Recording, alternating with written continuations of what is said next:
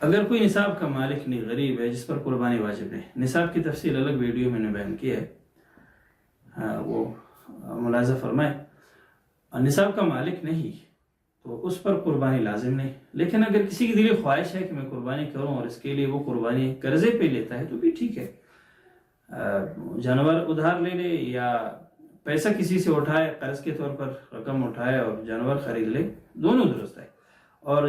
جب چاہے قرض ادا کرے، اسے کوئی فرق نہیں پڑتا ہے، اور جانور جب اس نے لے لیا، وہ اس کا مالک بن گیا تو وہ اسے قربانی کر سکتا ہے، کوئی حرج نہیں، اور قربانی اس نے قرضے پہ لیا، ابھی یہ اس کے پیسے ادا نہیں کی تھی، قیمت ادا نہیں کی تھی کہ اگلے سال پھر قربانی کا موقع آ گیا،